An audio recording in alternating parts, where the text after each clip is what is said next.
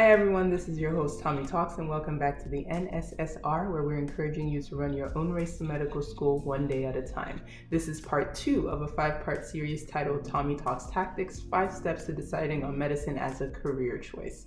Today we're going to be talking about our second tip, which is find mentors. What'd I say? Find mentors. On all the interviews that I'm going to do on this channel, you will see the common thread of mentorship as a key element to really navigating this not so smooth road. So I encourage you to invest in that from the get-go, so that way you can prepare yourself and maximize your opportunities to apply to medical school. So without further ado, let's get into it.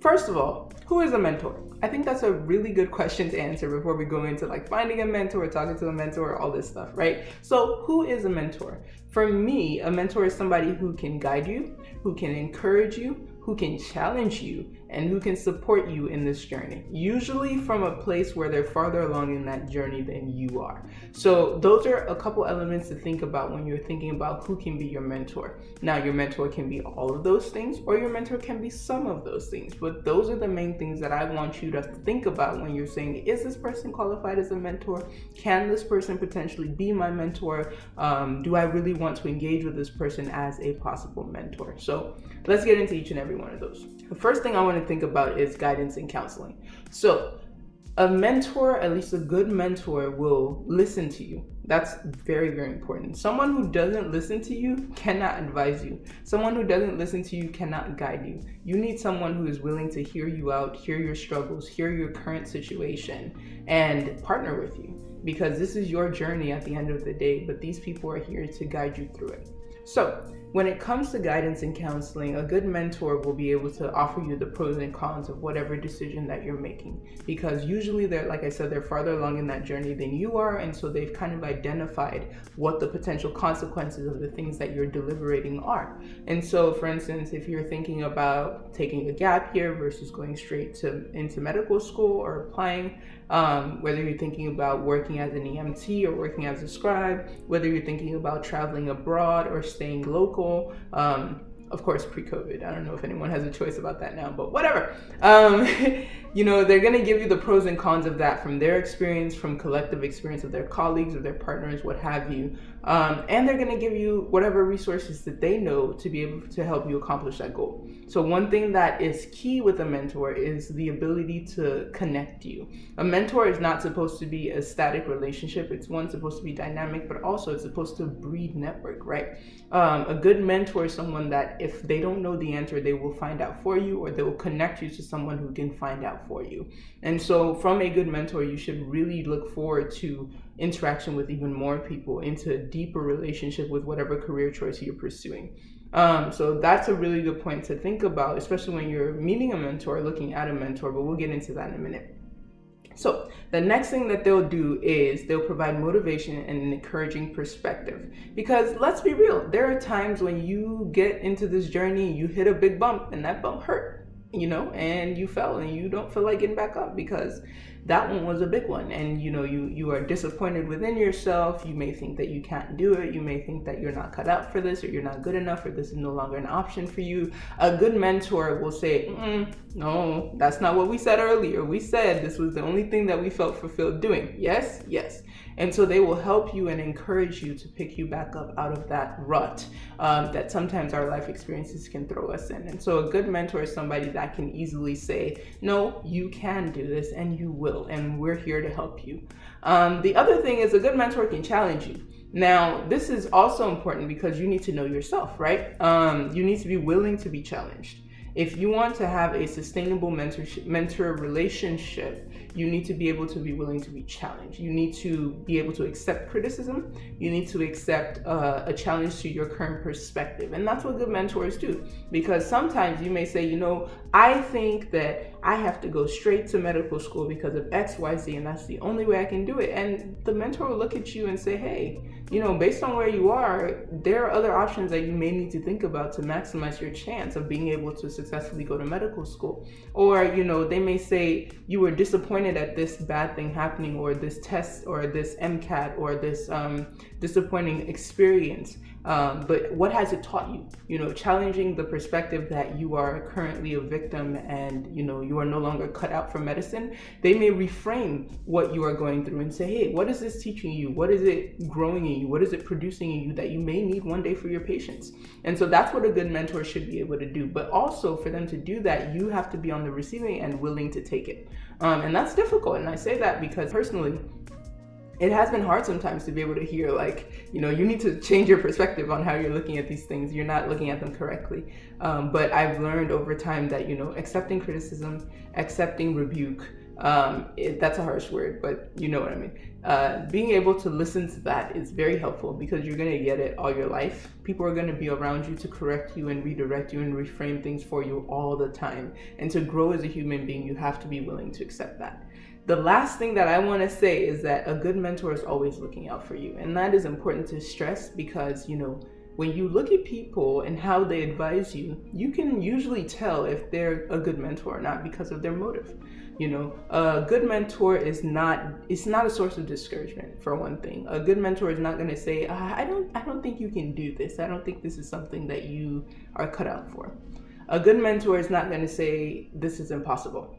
A good mentor is not going to demean you. A good mentor is not going to disparage your experiences. A good mentor is not going to dismiss your worth or your person or any aspect of you. A good mentor is not distant.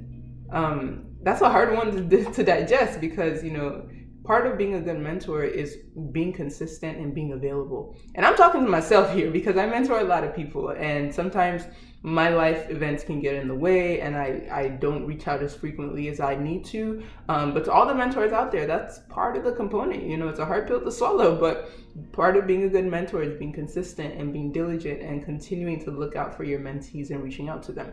But on the flip side too, as a mentee, it is good to check in on your mentors once in a while. I always appreciate when someone texts me and say, hey, Tommy, how are you doing? I'm just checking on you. I don't really need anything, but I'm just saying, hey. And that's also a good way to kind of nudge them and say, hey, I haven't heard from you in a little while. What's up? So definitely reach out to your mentors as well. Foster that relationship. All relationships are bi-directional. And so everybody has a part to contribute. So definitely please maintain your relationship with your mentors because you are going to need them down the road.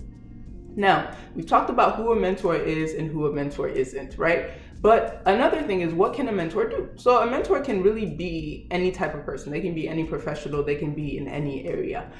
They can be in medicine. They can just be a professor in your school. They can be in academics. They can be in research. They can even be your job. They can be in your close circle of friends. Somebody who is running the same or similar race that you are running and is willing to pull you up with them. That is the summation, I believe, of a good mentor. And so whatever that looks like in your circle, whatever that looks like in your life experiences, please find those people that are willing and able to bring you along with them and are willing and able to be available to help you grow and deposit time in you. That's what a good mentor is. In medicine specifically, there are many ways to find mentors. So they can be medicine as in physicians or medicine as in medical students.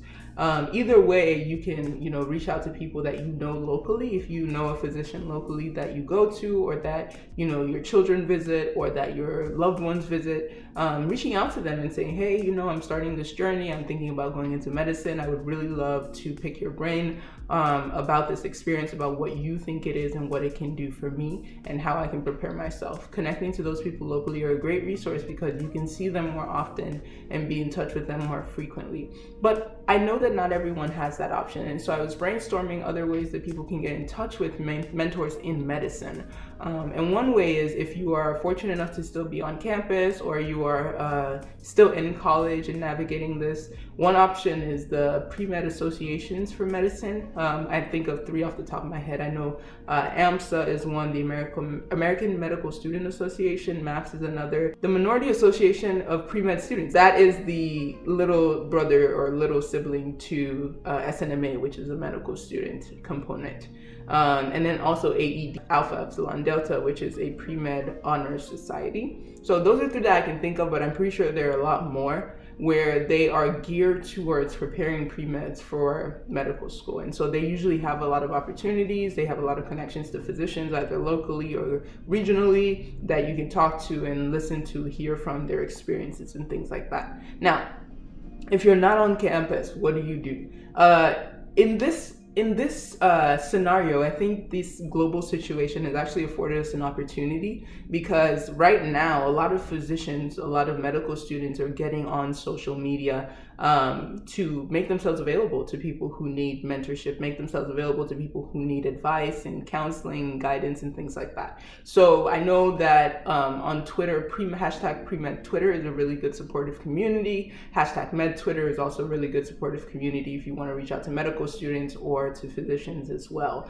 Additionally, there's things like this. This channel is made precisely for this reason, is to give you a mode of connection to the medical field, a mode of motivation, a mode of, uplifting that you can do this. But also it's a mode of mentorship. If you have questions, you don't have anyone you can reach out to, you have things that you want to discuss maybe more personally, please reach out, DM me on Instagram, DM me in the YouTube channel, email me. My email is on this channel as well. Please connect. We are here, we are available, and we want to make sure that you have all the connections that you can have. So take advantage of social media in this time, because I think it is something that we didn't have before as much. And so now is really going to give us a chance to be able to connect with those physicians and really talk to them, because they are available and many of them are very willing to talk to people. So mentors can be in medicine, yes.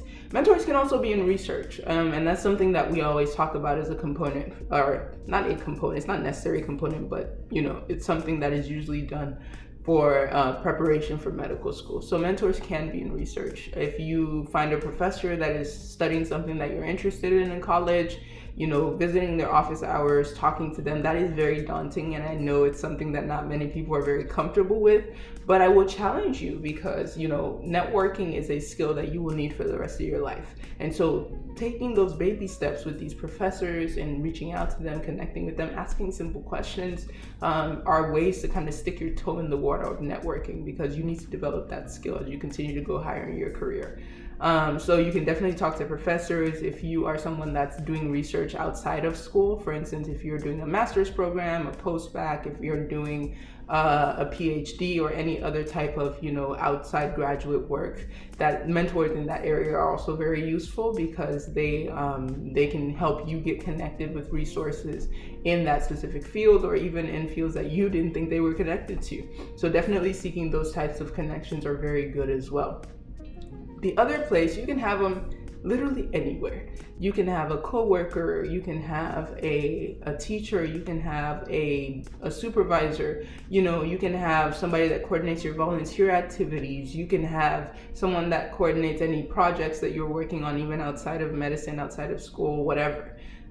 They can be anywhere. Mentors can be anyone, they can be anywhere. So I encourage you to please, if you see someone that is interested in investing time in you, take that opportunity, connect with them, ask them questions, pick their brain, because you never know what road that may take you on.